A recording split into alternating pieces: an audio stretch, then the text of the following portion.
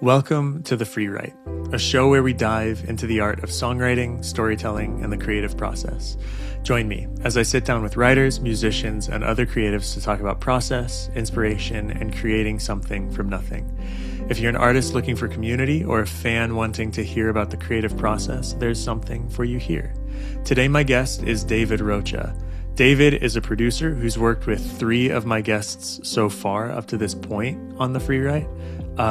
So it just felt right that he and I got an opportunity to talk. We kind of planned this spur of the moment and just hopped on and chatted for a little while. And it's a great conversation.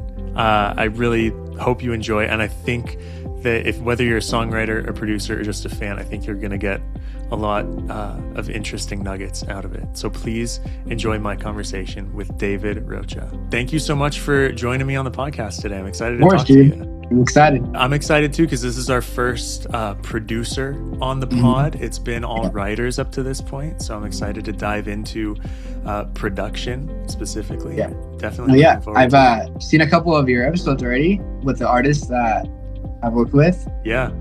All writers and artists. So I am excited to be the first producer. Thank you. David Rocha cinematic universe that I have inserted myself into. Yeah, you're welcome anytime. Hell yeah. Well, I mean, the first question that I always want to ask is just if you could tell me about your path to, in this case, production. Yeah. So how'd you get into it? I started off as a musician, like just instrumentalist. Mm-hmm. My first instrument was drums. I started when I was like 3. My dad like took me to like our church at the time, and it was like this like big thing because I was really interested in the instruments, and so I was like, playing along to some of the songs and stuff. There's like a video, so I can't access it, so I can't give it to you, but there's a video somewhere. Sure. But yeah, so I played drums only up until probably 6th grade. And then summer going into 7th grade, I picked up a guitar. And my dad, again, he played multiple instruments. And so there was always a guitar. There was always like something at the house, like drumsticks and whatever. And so he taught me like bar chords. And they like blew my mind because I was like, what? So if you just put your finger here, it's a major, and you take it off, it's a minor, and you move it around and it's the same thing. Like it like blew my mind. And so I just like took that and like ran with it. Going into junior high, I took some guitar classes and different classes. I was in like band, and I was like your typical like band kid. Yeah. And so all throughout high school, I was in like jazz band and different things. Like I was just always music. Like all my electives was always music. Mm-hmm. And then it wasn't until probably my senior year or so that my friend got a MacBook. His name is Abraham. Shout out Abe. He got a MacBook, and he got GarageBand, and we were just like messing around with it. And it was just like for fun, Yeah. And I got a MacBook like a few months later probably, and then I started messing around with GarageBand. Later got Logic, which I still use. The rest of the senior year, I was just like going to sleep at 5 a.m. because I was on Logic like all night. Like my parents were like, "Go to sleep, like let us sleep," Sure. And then went to Fullerton College, the community college there for the production stuff. And then like that's pretty much how I got into it. Starting off just from playing, my first instrument. Like I say this too because like a lot of producers like start producing, like their first instrument is their computer. Sure. My first instrument was a drum set, and then a guitar, and then a piano. Like I was doing the instruments first, and then I learned about the software and about the sampling and about the recording and stuff like that later. Yeah. Which was around senior year or so. But that's kind of how I got into it. Dude, that we have crazy, like eerily similar timelines.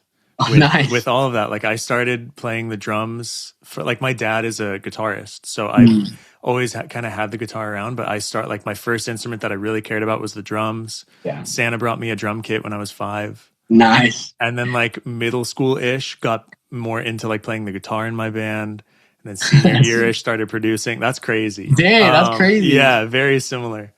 What were some of those first productions like for you? What were what were the early projects like? It was mostly like covers. Mm-hmm. I would say probably I was like when I was learning about what producing even was before I even called it producing, I was just like recreating songs that I liked. Mm-hmm. Like there's a song like "Get You" by Daniel Caesar. Mm-hmm.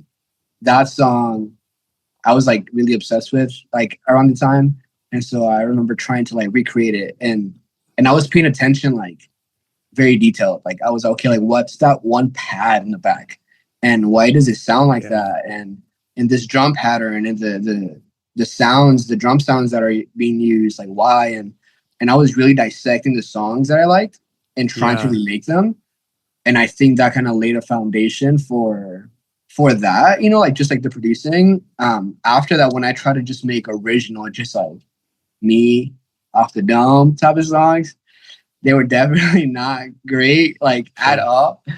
It was probably with friends. Like I've always been around like musical people, like my friends. I've always kind of been into music and stuff from like church and stuff like that. So I would probably make something with someone or like for someone or Abe again, like that. Abraham, like we kind of started together, and so he would come over and we would like mess around and like make little beats or like do like random stuff.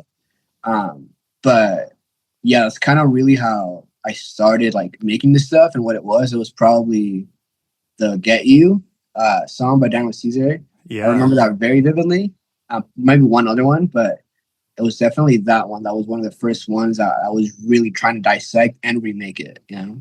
Something I was thinking about for this episode is I'm thinking that it would be cool to kind of look at it from a two-prong approach. One is for producers who are either have been producing for a while or getting into it, just any insight you have to share from that angle. But I'm also thinking about the artist, the songwriter who wants to start working with producers and like what it's like in the real world, like hopping into a session, getting in the room if they haven't yet, and just what that is. So I'm thinking of this episode from those kind of two points of views. So I'm curious to start, like, what do you feel like is your job as a producer? I talk about this a lot because I've learned through my time like doing this that not all producers think like this. But for me, the way that I work, my job as a producer is to make audible the song that the artist has in their head. Like that's the way that I see it. So like the reason why I say now I know a lot of producers don't do it like this is because we want to like make the song what we want, you know, like we're like, oh no, like I know better, like trust me, you know. And sometimes there's that trust, and I give my opinion all the time as well, like regardless, because you know people come to me for my opinion too. But ultimately, if we're like going like, you know, like we should do this, no, we got to do this, no, we got to do this on something. Ultimately, the artist is gonna win with me because it's their song. Like they have to. Hopefully it does well and they have to sing it for the rest of their lives. You know, like not me. If I really don't like the song, I don't even got to go to the show. You know, like don't tag me on the Instagram post, like whatever. You know, like if I really hate it, but like the artist can't detach like that. It's their song, their name is on it. They represent the song. So like that's why the way that I think, or what I think is my job is making their song audible. Whatever's in their head, I ask for a lot of questions, ask for references, ask for all the things to be able to get in their head as much as I can. And then be able to make it audible for them, you know? Yeah. So what's like the first thing that you are looking for or hoping for in a session? Let's say I booked a session for tomorrow. What are you going to want? I want to yap for a minute, probably. I think like that's one of my favorite parts of my sessions is talking to the person, especially if we haven't worked before or if I don't know them like too well. I need you to get comfortable, to feel safe, to feel like if you say a wrong lyric, like a bad lyric, or if you sing a bad melody, like who cares? You know, like I want you to feel comfortable being able to like do something bad. And I also want to feel comfortable. Like if I start, doing something and it's bad, I want to be like, it's okay. I'll just do something else. Sure. And I think that comes from just like talking, like getting a little bit of background from each other and interests, like literally anything. It could literally be anything, but I do like to talk for a minute. And also talking not about music, by the way, like life, like anything that's not Yeah. music. When we get to talking about music, specifically about what we're gonna do that day, I ask for a vision, really. Like I asked for like for you to like paint a picture, whether that's with just like sounds, words, whatever, or you show me like references. Like I like how this artist does this, but I like how this other artist does this, and this one does this differently. Yeah. And we kind of like merge all those worlds and yours and everything else that we talked about that day, and we try to make something. Yeah. But like ultimately, like I work best when I receive more vision from the artist. Like the more that I get from you, the better the song is going to be because I'm trying to paint your picture. So like if you describe it very detailed, I will know exactly what it's going to look like. Yeah. But if I'm guessing a lot, I'm going to make it what I think, and you might not like that part of it. So then Sure. I'll ask more questions and we fix it. But that's Yeah. kind of really how I think it'll go. Yeah. Selfishly, I'm curious, how do you go about like parsing out songs in like an inspo playlist? My experience is sometimes like I'll have 3 or 4 references and they're so different, but it'll be Yeah. like specific parts from certain tunes and I'm like really trying to make sense of it in my head and I have a tough time with that sometimes. Yeah. What is that like for you? If like No, yeah. if I come in tomorrow and I bring you 4 pretty different tunes, Yeah. how do you start to get a better idea of that? Yeah. That's happened a lot. It still probably happens a lot where like, Sure. yeah, I get like a folky and like an EDM Yeah. song, and they're like, yeah, this are references. And I'm like, they're completely Those are different. What do you want me to do? different Yeah. So tempos, different genres, different yes, everything. for sure, Yeah. different everything. I ask a lot of questions. Like I just ask so many questions. Like drums specifically. Like, do you like the drum specifically? Like the drum sounds and patterns, like from this song more, or from this song more, like pace? Do you like more like this pace? This is more like, strut, or Sure. do you like more like chill, like move your head, groove? Like what kind of pace are you feeling? Yeah. Overall vibe. And like when I ask overall vibe, I'm listening for sound choice and chords. Because if it's really synth heavy and like sad chords, and they tell me that's the overall vibe that they're going for, maybe the other pace, but this overall vibe, then I'm gonna be more synthy and more like sad chords, Or if it's like, it's a guitar and it's like really rocky and punky, then that's what I'm gonna go for, more like power chords and whatever. So I just ask like as many questions as I can to decipher, really, decipher like why are you bringing me these completely different songs? And so I just ask as many questions as I can. Yeah. Yeah. How do you view the different parts of a song? Like, I don't want to put anything in your head with this question. I'm curious, like, if you break it down, like, what are you listening for and thinking about as you start to like create the thing? When I'm creating, I try to think of the main part of the foundation.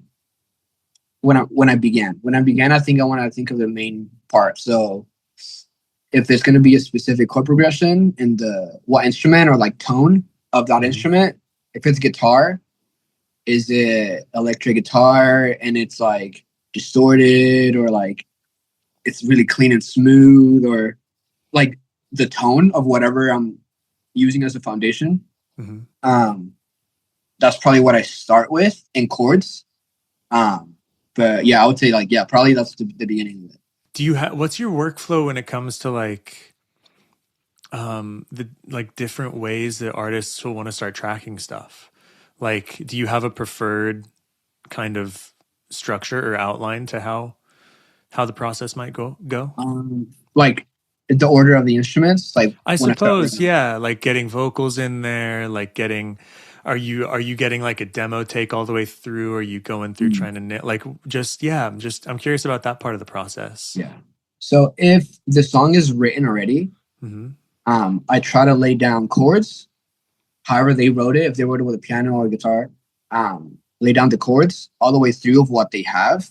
Sometimes it's not fully finished, but it's somewhat written. Sure.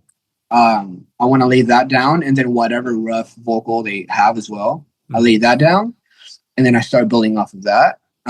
If it's a session where we're just gonna go and see what happens, and they're gonna write on the spot, and we're just gonna go, Yeah. off of the vibe that we just talked about, and off of that like pace and all the things that we just talked about, I'm gonna start recording something. Like I'll find a sound on a synth, or I'll start playing guitar or do something along those lines. And I'm either like watching or like really feeling out the artists to see their body language, their facial expressions, if they're like, oh, like they like it, or if they're kind of like, yeah. I'll switch it up. So I think it just depends on what we're doing. Yeah, like if I'm producing an already existing song, if it's something new, if it's a hybrid, or just kind of depends. Yeah. With your production in general, is there anything that you're really trying for? Like when you're kind of in your head, in your element, working on it, is there anything you're like kind of aiming for as a Northern Star? I guess, like I said, like making audible the song they have in their head, one, but two, through my lens, like it's their picture, but it's through my lens and it's my brush, but it's their idea, their vision. So I want to be happy with it, so I'm trying to make myself happy as I'm working, but I'm also wanting to make sure that it's in line with their vision and what they're doing. Yeah. And so that's kind of like the battle, always kind of like, okay, like is what I'm trying to do and what like makes me happy right now also in line with them? And if it's not, then I won't do it. But if it is, then I enjoy the process even more, because it's like, oh, this is making me happy and it's making you happy. So we both win, Yeah. But yeah. What about on the opposite? Is there anything you're really trying to avoid? I'm trying to avoid someone not coming back. Damn. And so, ultimately, because I can say like, I don't want to make a bad song, but something that I think is bad, someone else might think is good, and vice versa. So ultimately, like I said, my job is to make their vision true and visible for everyone. And so if I did that well, they'll come back. Whether I liked it or not, whether I thought it was good or not, they'll come back. And so that's the only reason why I'm able to like do this full time and like pay my bills off of this, is because people come back. Yeah. And so if I want to keep living my dream and, do what I love for a living, then make people come back, So that's kind of something I always try to avoid, is just go against their current, because then they just won't come back. Yeah. Great answer. What is your favorite part of the process? If you had to. When it's done. Yeah, it has to be, because sometimes the process is really quick and easy and it's all flowing and we finish the session and the entire song is done because it was so easy. Sometimes it takes a long time and it's tedious and tiny little edits and this and that and mix and this, and it's a lot sometimes. And so my favorite part of it is listening to the song. Yeah. And like the mix, like the master, like whatever, like the final thing, listening to it and just like smiling, like just feeling like it's good. It's like, this makes me happy, or like this is done. Like you can hear it. It's very obviously done. That's definitely my favorite part. How do you know when it's done? Some practical things besides instinct. I think like instinct, I go off of by a lot, but something practical, when the artist tells me that it's done. Like when they're happy with it and there's nothing that I see wrong with it. Like if I'm like, on my end on the production things that maybe I pay more attention to than they do, like little edits or things like that. if all those things, I can listen to the whole song and nothing stands out to me that I need to fix, and they are happy with it, I feel like a lot of the time that's like, okay, like it feels good. There's nothing about the song that makes me cringe or makes me be like, oh, like I can't wait. Like I don't want this part of the song to come because I already know it's gonna bother me. Mm-hmm. If I feel that way about something or a part of the song, I just need to go and fix it, you know? Yeah. But if I don't feel that way at all from front to back, and they also don't feel that way, then to me that's when. Yeah. Are you mixing and mastering as well? Yes, not everything. But it just depends on the artist. Most of the time I am, but tell me about that. To get a little bit more nitty gritty with it. What is it like having your ears on it from concept to final delivery? Like what do you do? Do you do anything to separate those phases for yourself? Yes, I think I have a secret code. Hell yeah. Not so secret, but I use different DAWs for production and for mixing. I use Logic for producing, and then when the song is fully done, and I get it, even like I'm mixing in Logic like a little bit. I'm like as I'm producing, I'm mixing, you know, because you need it to sound as close as possible. Mm-hmm. So even in Logic, when I'm producing, I'm mixing a little bit. Once it's good, and the artist is like, okay, it's ready for mixing, I export everything individually, all this stuff. I export everything and I throw it in Pro Tools. And then in Pro Tools, I mix. And now like because I'm literally like looking at a completely different screen. Yeah. The workflow is different. Commands are different. Like everything is different. Yeah. I think my mind very easily just shifts, and I'm not thinking about chords. I'm not thinking about like this synth needs to go here, or like play a different melody, or let me add this like element, or take like, I'm not thinking about that at all anymore. It's just the files. I'm not really editing really at that point either. I already did all that in Logic, so I'm not touching all of that. Now I'm just thinking strictly sonics and just frequencies and just how I can like make everything fit well and marry, all the elements together sonically. And I think just seeing that and that separation of DAWs like helps me like no other, because I used to do it in Logic, like everything in Logic. Yeah. And I would be like, oh, let me like change this note in the middle of me mixing or something, But having to commit and like export everything, now I'm in a different like DAW, everything's already bounced, everything's already ready.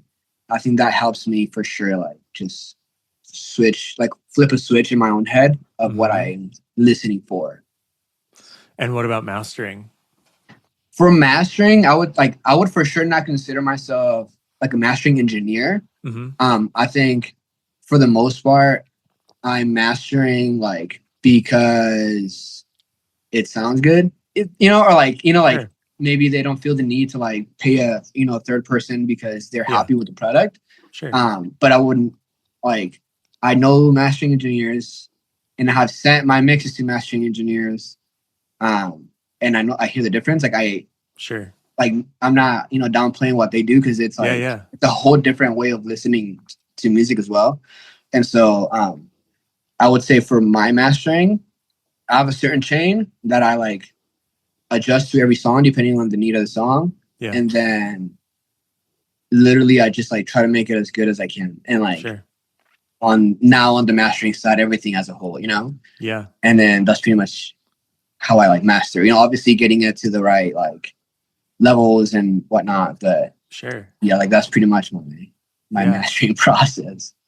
What is the time frame like for you in an ideal world? Like how long, if everything's flowing, if everything's feeling good, ideas are there, like you're going, how long is the recording phase? How long is the mixing phase? 2 days. For each or altogether? Altogether. Whoa. Which is crazy, but it's happened. So like currently working on a project with this artist, and there was a period of time where we were like making one song every week, like a different one. We just like make one demo, make it as good as possible from scratch. Like he was writing in here, as I Yeah. was producing and stuff, like in matter of 5 or so hours, we have like our demo, Mm-hmm. and that would include like me making the instrumental and him writing and recording stuff. And he's really caring about his takes too for demos. Mm-hmm. So he's like, like taking his time to like not just one full through and that's it. We're going like line by line and Yeah. everything. Yeah. But some of those songs that we made like demo ones for, like just once a week, some of those are coming out as demo ones because they were good. Like Yeah. they just felt really good. We can add more things, but it's Sure. like I talked about earlier, like to neither of us did anything feel wrong. Like to neither of us did we Yeah. like play the song. We were like, that we need to fix that. Like maybe on some songs there were that, but on some songs Mm-hmm. it was just like that demo one. Like I'm surprised. Like I think we're also mixing them because you just mix them. Like you just have to do that. That's part of the Sure. process. But honestly, I wouldn't be surprised. Like, I wouldn't have been surprised. And he was like, let's drop it with that mix too. Because there Sure. was something about that time that we were working on that stuff. And it was so genuine too. And it was just like, Yeah. we were like really passionate about those demos. Mm-hmm. And when we made them, we like put a lot into them, even that showed a lot of time. Yeah. And so, yeah, the demos we made, that was one day, like 5.5 maybe hours in that session. Mm-hmm. And then it takes me one day to mix. So it would be Yeah. total 2 days. Yeah. There you go. And like it's happened. Obviously, that's not the Sure. most common. It's not the most common at all.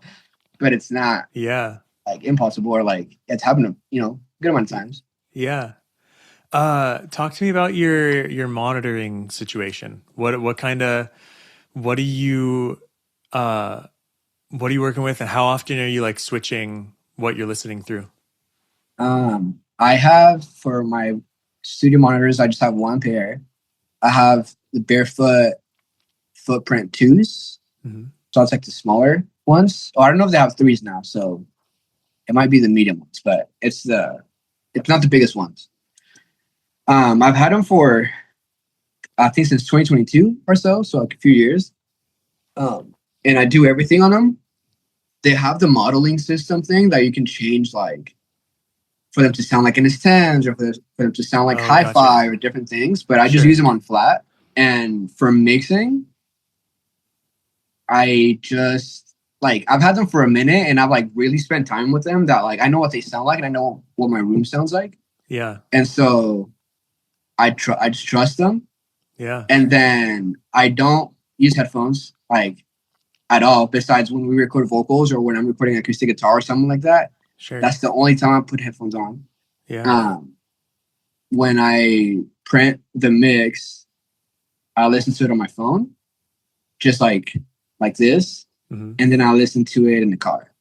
Mm-hmm. And those are the only other references or like switching or anything that I do. Very rarely. And that's only if I really like the song and I want to do it out of enjoyment. I listen to on AirPods. Mm-hmm. That's just like if I'm at the gym or something and like I'm like, oh, that song from yesterday was so good. And I play it. Sure. Otherwise, it's literally 95% the footprints. And then my phone, I listen to maybe like once or twice. And in the car, I listen to it as many times as needed. But sometimes it's also like 2 or 3 times. How long did it take for you to feel that like solid about what the speakers, what the room, what everything sounded felt like? Yeah, it took me a while. I definitely went through that phase where like, especially when I used to mix in headphones, especially in headphones, when I would like mix something and it sounded amazing. And I was like, oh my gosh, like this is my best mix yet. And I take it in the car and it's completely horrible. Right. For sure. Like that's definitely happened like a lot at the beginning. I would say it took me probably 4-ish years. Sure. I would say with the same speakers though, with these speakers, probably 3-ish years. So maybe 2 years. I've had like 2 years now that I'm pretty confident that like if it sounds a certain way in my room, it's for sure gonna sound like X way like outside of my room. Yeah. And like, yeah, which is it's hard sometimes if the artist wants to be in here for mixing, they don't know my room or they don't really know Oh, what sure. it sound like for mixing, you know? Mm-hmm. And so they might be like, no, like too much bass, or like, oh no, bring the the vocal has to be brighter or stuff like that. And then I do it because again the artist wins. Yeah. And then we go in the car and they're like, oh yeah, we need to turn that back down, or which Yeah. I'm like, I mean, whatever, it's one revision, I don't really care. But Sure. yeah, I would say like I've been feeling this way about the way it sounds probably 2-ish years, Yeah. 2.5, something. Yeah. Nice. So I'm only really familiar with 3 of the artists you've worked with: Bianca, Yeah. Azule, Miho, and Donnie Daydream. I've listened to a bunch of their stuff.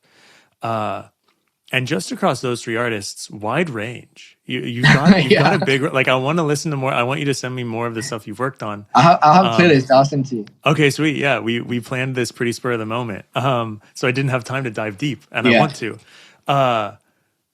Wide range just in those 3 artists. We've got like very, very like pop forward pop. We've got more kind of like, I don't know how Bianca would want me to describe her music right now, but like alternative, alti punk girl, emo girl. Okay, yeah. Yeah. And then Donnie with like alternative R&B. Wide range of stuff. Tell me about, I don't know what the question is. I'm impressed with how good you have these 3 artists sounding. And so I'm curious about, I guess let's just start with genre. Like what's your relationship with genre, with at least these 3 that I just mentioned, or if you want to bring others into it too? I'm curious. Yeah. So I think it for sure stems from my taste in music. Like I can enjoy almost anything. Yeah. Like I can see like and feel something from almost any genre of music. Mm-hmm. And so I think that's where it comes from. Like if it makes me feel, I like it, whatever like genre it is. Like I have liked like screamo, like type of stuff. Mm-hmm. I don't listen to it the most. Sure. But I know when I feel something when I listen to that. And so if there's someone that asks me for screamo type of music, I just try to chase that feeling. Yeah. And I'm like, okay, like let me try to make something like screamo that makes me feel good. That makes me like grunge my face and makes me want to punch the wall. Like that's kind of like the point with this, what type of music. So same with any other thing. Like if it makes me want to like catch a butterfly and I'm doing something like folky and pretty, then like I want that feeling, So ultimately it's like from feeling. But I can genuinely enjoy and do enjoy different types of music. So I think that's why I'm able to like adapt.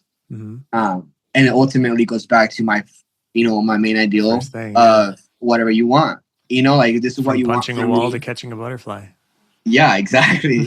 And I always too like I give warnings if I feel like I need to. Like if it's someone that's asking me for something I've never done and I think I haven't listened to enough of that music, like consumed enough of it to produce it, then I tell them like, all right, if you want, I'll give it my best shot, but I haven't done this before, or I haven't really made too many of these songs.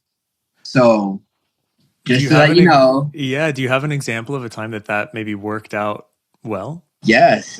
Yeah. I think a lot of my really heavy stuff, like really rocky, like metally heavy stuff, I don't do that too much. And so that was really cool. There's this other song called Not Sure by Cozy. It'll be on that playlist. And when he first showed me like references and different things, I was like, all right, bro, like I'm gonna give it my best shot. But it's like really crazy guitars and like my peak too, by the way, like as a musician, I peaked in high school. Like as a musician, like my fingers don't do the thing anymore, like as they did in high school. Cause I was like, that was my main thing. And I was like a freshman in the class with a bunch of seniors and like, you're working out a different muscle now.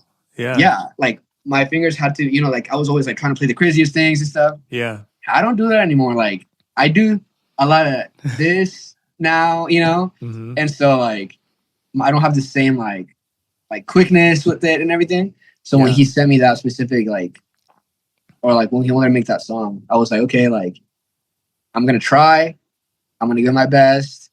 It was also like kind of like K-poppy and stuff, and I wasn't like that was some of the first stuff that I did that was closer to that. Mm-hmm. So I was like, I'm gonna give my best, bro, and hopefully it works out. But like I like warned him, Yeah. and it's like such a like I like it. It's kind of weird to say it's such a good song because I made it, but like I genuinely just enjoy You're it. I proud of enjoy it. it. Yeah. I Like love I enjoy that. the song. It's a cool song. It's a fun song Yeah. for sure. And so that was definitely one of those occasions that I wasn't sure if it was gonna be like a complete disaster Sure. or not. You know? Yeah. Do you have any tips and tricks, or even other than tips and tricks, just what's your thought process and process in general, like with that stuff at the end, the ear candy, Yeah. fills, textures, like how do you go about adding that? I would say don't be afraid to like be weird. Mm, One of my like go-to like things that I say in sessions, and the artists that have been with you have heard this from me and more. I say, don't be scared, okay? Like, don't get scared, okay? Like, I say that a lot when I'm yeah, about to do something really weird, sure. but I have a vision for it, you know? So I Yeah, always said, I'm like, don't get scared, okay? Like, are you scared? You're scared, huh? And then they're like, no, no, no, like, I trust it, you know? And yeah, so I always say that because I want to do something different sometimes, you know, like, or yeah. or try to reach the sound that I haven't done before. And so sometimes one thing that I try to do for the sake of like the artist too is like if I already know like certain plugins, certain Hmm. sounds, certain everything, I'll do as much as I can and then I'll play it. Like one of my like I guess like Mm, go-to things that like I hear is also not common is programming drums on mute. sure. Like I program my drums without listening to them. Um Yeah, as far as I get, like as far as I can get, and then I play it after, like the yeah, loop or whatever, and then I go from there, not just. yeah, But I just don't like. I think it's a drag to like hear the sure. and you just keep hearing the same like kick for 10 minutes while you're programming, and the artist is just like, bro, and going crazy, you know. Yeah, So that's why I try to like do as much of that as possible. But yeah, anyway, that's a whole different tangent. But yeah, sure. for the ear candies, I would say like don't be afraid to use a plugin you haven't used. I think that's one of the beauties too of like the subscription based Mm, plugin things. You just get plugins that you didn't want. Like they give you plugins that you're like, okay, I have to pay for this because most of them I do I want, guess I'll but half of these download I it. don't. Yeah, Don't be afraid to use one of those random weird ones that you didn't want. yeah, Sometimes I'll just be in a good mood and I'm like, I wonder what this one does. And then it ends up being so cool, you know? nice. So like Yeah, don't be afraid to just do something weird that you haven't done before. And if it sounds bad, just mute it. You know, like there's literally no foul. yeah. Have you ever tried to speed run doing the Soldier Boy instrumental? Have you seen that? No, I haven't. Dudes will like open whatever Fruity Loops or something, Mhm. and they'll like the same way that video game communities have speedrunning, they'll speedrun making the instrumental to Soldier Boy. Oh, And nice. they'll do it in like 40 seconds. They'll program the drums and like the bass Yeah. thing and like Yeah, no, um I can't do that. That's another thing too. Like I just talked about it today with the artist. Like mhm. one thing I'm not known for is working fast. Mm. You're finishing a Unfortunately. song in 2 days. You're working fast. Well, yes. Okay, that's yes, but then also like those like you know those Quick on the fly. producers, yeah, like on Genius or like all those producers that are like, oh yeah, I made this beat in 10 minutes, or Yeah. like, oh yeah, I Bragging made a about, yeah. hundred beats today. You know, Yeah. like I will never do that. Like Sure. I can't. I just don't know how that Yeah. happens, and maybe it's just my workflow. Like just can't be that fast, Yeah. but I can't. I'm not known for working fast, and I don't think I could ever do like a 40-second beat like Yeah. that. Like it's A friend and I were talking about it. It's like part of the creative process that like so often, I don't know what it is. I don't know if it's like, you know, modern day productivity culture or what it is, but there mm, is such like a it's easy to forget that the creative process takes time, and that Yeah. like it taking time is a part of it, and that's not like a Yeah. flaw in the system. It's supposed to take time. Um, so yeah, I mean, it makes sense. Yeah. But then again, you're also finishing, the mix in Yeah. 5 hours, and then you're good. Yeah. Well, so sometimes that happens, but then Sure. when it doesn't, I don't I don't mind. Like I would rather take longer, like Yeah. I would rather take my time and like really dial in a structure or a Mhm. chord progression, like because if I'm trying to build like I guess if I put in DW terms, if I'm trying to build like down, Mhm. so like more tracks, if I'm just building on top of each other, I might be able to make like a cool loop, but I would rather build like the foundation this way Yeah. to know what the story's gonna be. Yeah. Yeah. Because and that takes time sometimes. Like Sure. the structure, the chord progressions, if it's gonna change, if it's gonna be the same chord progression, if it's gonna be here differently and then not there, and sometimes it changes even after we set it up a certain way. Mhm. But I like knowing the structure because Yeah. then I produce accordingly. I produce like the story having ups and downs, and if I don't know where we're going, I don't know when to go up or down. Yeah. And Yeah. like when it's best to go up or down if I don't know what the next thing is. So I Yeah. always I think it takes more time to do it that way, Sure. but I just prefer it like that. Yeah. Did I already ask this? What does anything jump out as something that can often feel like the hardest part of the process? Maybe two things, like communication. I think Sure. sometimes when I'm not able to articulate something or the artist isn't able to articulate something well, Yeah. we just keep like clashing because we're not communicating well. And that's really with anything, not just music. But Yeah. yeah, I think communication can be like one of the hardest parts. Um, and then the other thing is probably making something like unique. Yeah. Because at this point in the game, like there's nothing new under the sun. And Right. so like a chord progression that you might use, it's already been used. A sound, it's probably already been used as well. A drum pattern, it's probably already been, like everything's already been used.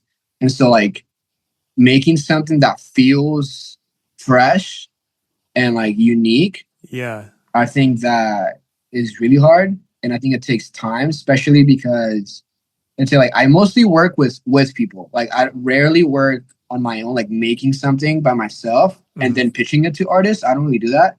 I mostly work with an artist in here, and we're making something, and I'm making something for them specifically.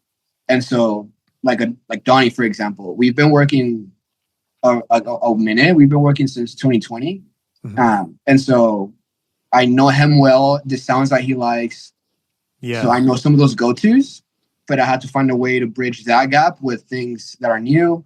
Mhm. And he's also, trying to do that as well, like trying to try new things and things like that. Yeah. But to be able to find something fresh and new that sounds like Donnie, Yeah. that's like something. And then I had to find now something fresh and new again that sounds like Miho. And then something fresh and new again that sounds like Bianca. And like everybody else that I work with, Yeah. I try to find something fresh and new every time. And that gets kind of like hard because I Sure. wanna build their sound. I wanna help them build. I wanna Mhm. help them build what they sound like. If they were to go to any other producer, for the other producer to know what this artist sounds like already. Like I want to Mhm. help build that. But to do that repetitively like that is kind of hard. Yeah. So I would say that's probably one of the hardest things. Totally. This question kind of goes in contrast to what you've been saying since point one. But do you have anything that you feel like is your style or your Yeah, sound or like your thing? yeah, Which is it's completely opposite to the first for thing you sure. told me, which is I'm trying to do what the artist wants. Correct. I do think I do. I just don't know. Sure. Like I'm sure that I do because people have said like, "Oh yeah, that sounds like Oh, you." I could tell. Interesting. So Yeah. people say that, but I can't tell. Sure. Because at least in the process, like I said, I'm trying to do what they want me to do, Yeah. but ultimately it comes from the same brain. So like I know that there's repetitive things. I know there's like patterns and things that I like have just internally. My internal clock is a certain way. So I know that I'm gonna make things probably that sound familiar. But I just don't know it when I'm making it, or I'm not doing it on purpose, like as a tag, like a Pharrell, like 4 count thing or something. Yeah, sure. Like I don't have any of those intentional things, but I'm sure I do have a common denominator. Maybe you can help me, when you listen to that playlist, maybe you can be like, this is your thing, bro, Sure. All right. Well, time for the slow round. Take as long as you want on these questions, but I changed up one or two of them to be more producer. I was studying your other episodes, bro. So now I'm not gonna know what to say. They're all different. What are your beliefs around inspiration? Yeah. Can you articulate on that question? Or Yeah. The quote that I always like to bring up is the author William Faulkner was asked, do you wait till inspiration strikes to write, or do you write out of habit? And he responded, I wait till I get inspired. Luckily, I get inspired every morning at 8 a.m. Yeah. So that's just like, I guess that would be my answer. That's my belief about inspiration, is that like sometimes it can come and I can feel like I need to go create XYZ, but also I am a believer that I have it on my to-do list to do these, to write and produce every day. And so I'm going to write and produce, whether I'm inspired or not. Yeah. So that would be my answer. I might have a long-winded answer. Let's hear it. But it's kind of similar, I would say, because when I started producing for people, after I felt, I guess, ready, or I felt like what I would make on my own was like pretty cool. Quick side note, how long was that from like starting to produce senior year to feeling ready to produce for people? Sorry to interrupt your inspiration. When I first started, it must have been like 2016 or so. And my first client ish was probably 2019. Yeah. Maybe end of 2020, or end of 2018 or so. Okay. Probably. So I would say like probably around there, which funny, like story about that around the beginning of my career, like my journey, I was more proud of my like engineering products than my like producing. Sure. And so I would consider myself more of an engineer, like mixing and stuff, or tracking engineer, because I didn't like my own production. Like I wanted to be so good, but I think my taste was better than my skill. So every time I made something, I didn't like it because it didn't make me feel like all the other music that made me feel good. Yeah. And I think when I started working with people, I was still on that level where when I made something, it didn't feel right, and it didn't make me feel like a producer for real, because it didn't feel that good. And so it wasn't until 2021, 2022 maybe that I started producing things that I was like, oh, I actually think this is pretty good. Like, this might be actually like worth showing, or like, I'm actually proud of this. That didn't happen probably until 2022 or so, but I had already been working with artists. Sweet. Yeah. But okay, sorry to derail the question, but I can't not talk too, so like I'll just keep going.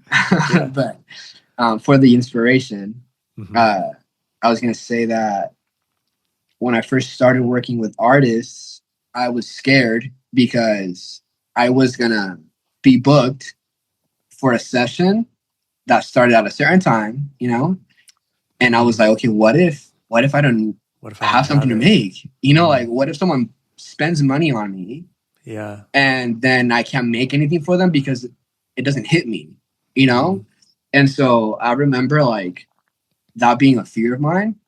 Yeah. And it probably did happen a couple of times, but I think from that fear, I always like fought it. And so I was always just like, I don't know, making myself comfortable. Like some of the things that I try to do even now with the other person, like I try to do with myself. Yeah. And I think one of the biggest things that at least worked for me and I don't do it intentionally, but it just happens this way, is I'm not really thinking about music, at least like making it or ideas or chord progression or things like that. I'm not really thinking about that if I'm not in here with a Yeah. person. As soon as I'm like out of here, I turn everything off and I leave.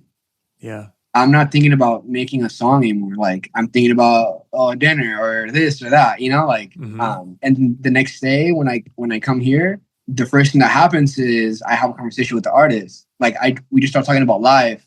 Yeah. And then from there we transition into talking about music. And then during that progression, things start to like kind of like make me feel, and listening to some of the references and what they're telling me they want, and like all that starts kind of feeding me. And then I create from that.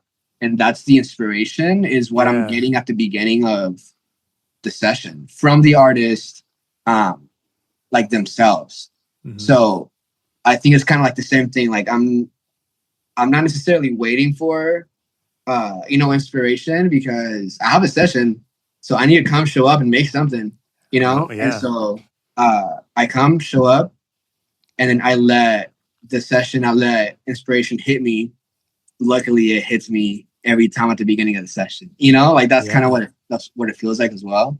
But I think it stems from that fear that I had when I first started, of like, let me not like embarrass myself, and let me not like, they're spending money on this, I gotta show up. Yes, spending money. I want them to come back, back to that. Like, if I make something, or if I'm trying different ideas and they all suck, this person's not gonna come back. They're not gonna want to spend money. Also, another thing, I don't know if you're aware where I'm located. I'm in Victorville. Do you know where that is? Yeah. So I'm out in Victorville. Whoa. Nobody that I work with is in Victorville. Everybody's OC, LA, like the Valley, like somewhere far, So for someone to come back, it has to be really worth it. They have to pay money and the drive. Gas is expensive nowadays, So it has to be really worth it. So if they come and I don't make anything good, or inspiration doesn't hit me, like they'll never come back. And then I don't know, it won't work, And so that's one of the things I would say from inspiration is it's kind of similar. Like it comes from discipline. I think the more that I did it, the more sessions that I had, the more it was repetitive, the more that I did it Monday through Saturday, and my mind kind of got used to that. Yeah. I think it was like a discipline, but my body just learns to like rest. Like my creative mind learns to rest after the session. Nice. And then when I come back, it starts working again on its own, So yeah. It's a great answer. I like it. Is there a piece of creative advice that you've really resonated with? I think probably collaborating. And that's not like, I mean, it's advice, but it's kind of like, I don't know, it's not like a very specific, but I think like, and it wasn't direct advice too. I think I took it as advice from people that didn't tell me to do it, but I just like, I would see them do it. And I just like, I was like, oh, like, that's how you make good music. Like, because my brain is so limited. I only have one brain. And so I think that collaborating, like when I would see like, or people like on interviews would always say, would always talk about like collaborating. And like when I, got in the room with this person or got in the room with that person. And that always like intrigued me. Yeah. And I was like, oh, wow, like this is how it works. Like, that's how you do it. Because if it was just me in my room, I would make pretty much probably the same thing every day, And so I think like that part of it, like not being afraid to collaborate and seeking that more than anything, seeking collaboration. I think that's something that like completely like changed everything about how I do everything. Like it's all that I do. Like I said, I don't work by myself. Like I always have someone in here working for them. Yeah. And so I think that's definitely something that like, again, it wasn't direct advice, but definitely I would hear it from some of my heroes on interviews and stuff, and just like seeing it, like that's how they did it. Yeah. That I just took that for myself, Yeah. Do you have any advice for a new songwriter? For a new songwriter trying to work with a producer, or for just a new like either way? Either way. Either way. I would say don't get too lost in like your own head and your own feels, and like I think everybody wants to be so authentic, and this is just like what feels right. Mm-hmm. But ultimately, like success comes from like hard work, one, and two, like studying the greats, like studying the people that did it before you. Yeah. And so like it doesn't have to be necessarily like pop commercial, like the most Mm-hmm. successful music in the world. Like it doesn't have to be that, but like whatever you are interested in, like there's people that have came from that. And so studying them and the songwriting, study of structures, like song structure, study Mm-hmm. melodies, like why do they do that? Like why? Like ask why about Yeah. everything. Because I feel like if you get too stuck in like your own internal clock and your own instinct, um, you'll make the same stuff again. And if what you're making sucks, then you'll keep making things that suck, because that's just your internal clock. And so Mm-hmm. I would say like study. Like you Yeah. don't have to go to school by any means, like by any means at all. Do not go to school. But I mean, I went to school, but like Sure. I would say like the big chunk of what I did, like or what I learned, was not from that. It was from YouTube. It was from like Yeah. watching interviews of producers that I was, like looking up to at the time, and how they did something and why they did it and what plugins they used, and me trying it and sounding bad, but then like eventually getting better. Like it Mm-hmm. came from just like studying. Yeah. Like it didn't just come from my instinct. And like I think a lot of people, like I said, because they want to be so like authentic to themselves and like, oh no, because that's what they do, I don't want to do what they do. Mm. But there's always like there is a math, like there really like Yeah. to songwriting, there is a math to like producing, there's a math to everything. And so like learn the math, like learn what makes a song like a good song and things like that. I would say like that's what's gonna like make you different and keep you from being great or good. Like if you're Sure. just good or if you're great, it's gonna be that. I feel like that's gonna be the deciding factor. Yeah. But yeah, that's probably what I would say. Would that be the same advice to a new producer? Yes. And then for a producer, I would Mm-hmm. add to listen to the artist. Yeah. Because a lot of producers, like I learned, they just want to push their own opinion so hard on songs and Yeah. make songs what they want. And so listen to the artist. Like you're providing a service ultimately. Like I'm Mm-hmm. providing a service. Yeah. And so collaborate and trust the artist's vision. And Mm-hmm. if you don't trust the artist's vision, then don't work with them. It's okay. Like Yeah. if you disagree with everything they say and you think their opinion sucks, then don't work Probably with not them. meant to be. Yeah. Find someone else. Yeah, like ultimately, like you want to align, Mm-hmm. like vision, opinion, like taste, like align Yeah. enough to work well together. And so like if you hate everything that they say, then find someone else to work with. Yeah. But ultimately, like trust the artist. Don't push your own opinion so hard Mm-hmm. because it's not your song; it's their song. And like I said, hopefully they get to sing it for the rest of your life. You can just not even show up to the show. Yeah. What is a creative goal of yours? Creative goal. Mm-hmm. I think to continue to make music that makes me feel, to keep chasing that feeling and keep getting it with the music, to make better music. I think like I'm constantly trying to get better. I think Yeah. we all like, we all never stop learning. I mean, you stop learning when you stop trying to learn, but we're never max capacity, like there's Yeah. always more to learn. Always more. And so for me, a creative goal would probably be keep getting better, keep getting better and Yeah. keep making things that make you feel, you know, Mm-hmm. Is there a song by someone else that you wish you could have worked on with them? probably anything that D Mile made. You know who D Yeah. Mile is? He's a I don't think so. producer. He did like all Bruno Mars stuff Okay. and Lucky Day. I don't know if you know who Lucky Day is. He's an R&B Yeah. artist. Victoria Monet, Mm-hmm. Joyce Rice, Yeah. India Shawn. Like All he's that just a stuff. crazy guy. That and the Thriller album for sure. I think anyone would probably wish they wrote on that, or Mm-hmm. were a part of that. I would have loved to be a part of that. Quincy Jones. I'm actually like, I'm sad that I didn't get to meet him. I wanted to Mm-hmm. like one day meet him, and he passed away. But I would say Thriller album, and then anything that D-Mal makes is just so good. Nice. That's pretty much it. Yeah. Do you have a music artist you've been especially into recently? Listening wise, yeah, I'm diving back into Lucky Day. Mm-hmm. He's just like R&B, yeah. alt. I think I've been diving into some of my old playlists. Nice. Lately, and he's definitely someone that I like a lot. And it's repetitive in those playlists, and so I'll listen to him a lot lately for sure. And K1. K1 is R&B artist. Okay. And she's just amazing, like fresh. It feels fresh, but it also feels familiar at the same time.